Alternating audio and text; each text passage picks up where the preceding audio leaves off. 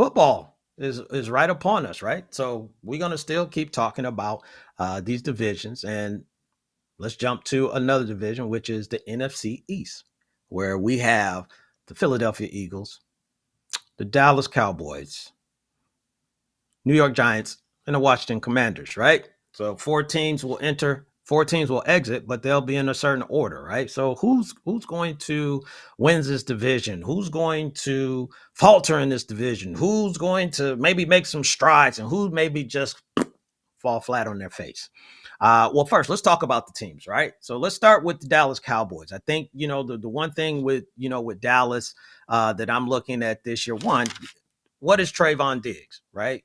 He coming off an injury. Is he going to be that Pro Bowl defensive player that we saw before? You make it, you make the expectation that that is going to be the case with them. What is that defense going to look like?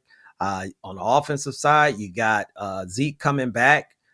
Is that a piece that they need? Is that a piece that they can't live without? Because 1 year he's back in the fold, but it's all lands with two people, and actually really three: Mike McCarthy, Dak Prescott, and CeeDee Lamb. I want to say, and the reason I bring up CeeDee Lamb is more with the contract situation. He's ready to go, but you need to get CD out there because you don't want to delay the chemistry, delay getting that routine together on this team. But Dallas won the division last year, like I said that they would, and repeating obviously is going to be the goal, but the Super Bowl is the goal. I do think Dallas is going to really be in the top tier pack once again. They've been there past few years as well. It's just more, can they get it done? You look at the Washington Commanders, right? They start a new regime. They got Dan Quinn as a coach. They draft Jayden Daniels, number 2 overall.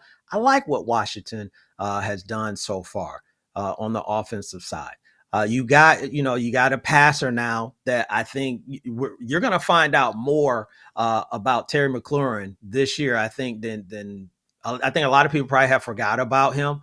But with Jayden Daniels added to this and that dynamic of him also being able to run the ball, you're going to see some things, I think, in Washington that's going to surprise a lot of people, right? But they're still a young team. They're still, making their way through that franchise because they added Austin Eckler. So you got a veteran guy. They added Bobby Wagner on the defensive side. So you definitely got a defensive presence sitting there in the middle for him. It only seems like Bobby Wagner ever gets old, right?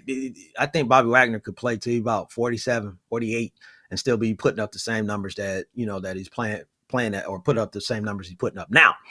But I do think this is a progression for Washington. So this will be an up and down season for them. I do believe that they will win more games than they won previously, just solely based off of upgrading the quarterback position. But this is to the future. This is talking about the future. The New York Giants.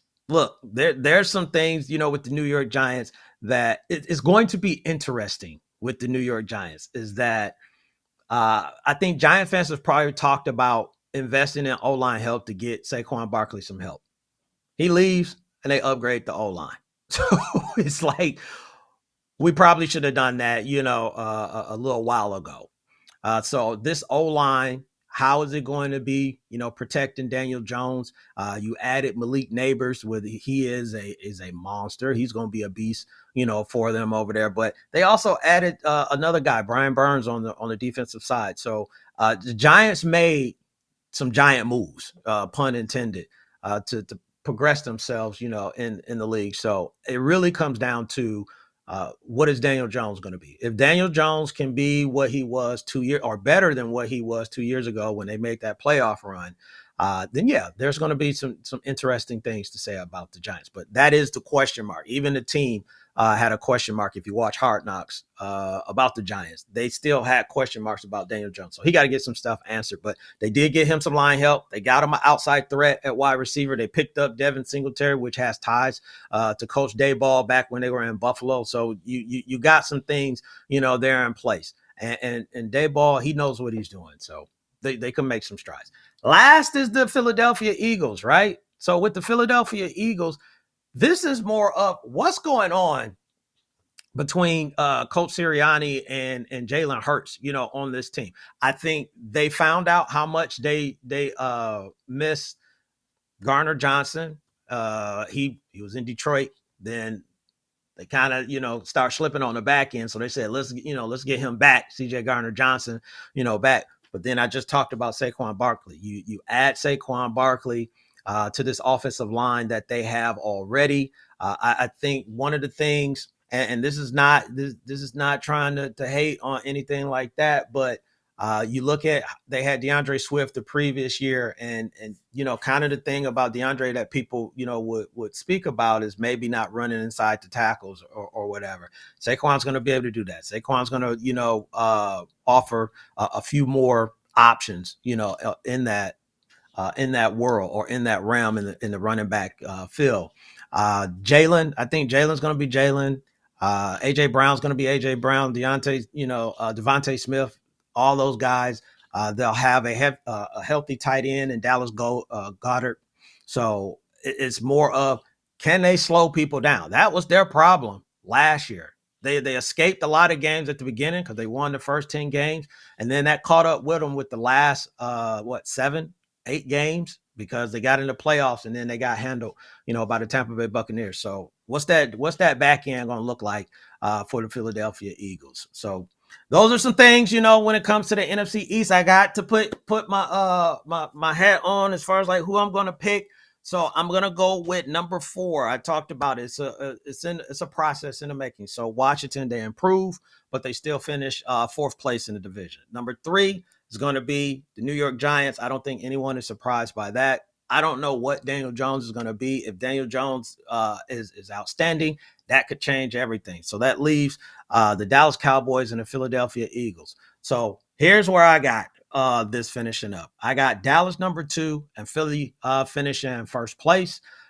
And this division, no one has ever in a while, in over a decade, has took a handcuff on the league. Someone always wins the division. Even the Giants have won division I think in the past 10 years. So Dallas won it last year. I picked Dallas. I'm gonna flip it and I'm gonna say Philadelphia wins it this year. But Dallas will be right there on their heels. Dallas, you want to win the division, but I stick to Dallas. Got bigger things. They need to just get to the Super Bowl, right? No matter how it is, because even if we saw what happened, they won the division, and then Green Bay came in there and blew the doors off of them. So that the division don't mean anything to me if you're Dallas, right? It's great to have, but you need to just win games. So I got Philly, Dallas, Giants, and the Commanders. Mo, you got anything to say, or I can move on? Dallas will be in the conference championship game with the 49ers. Wow. Okay.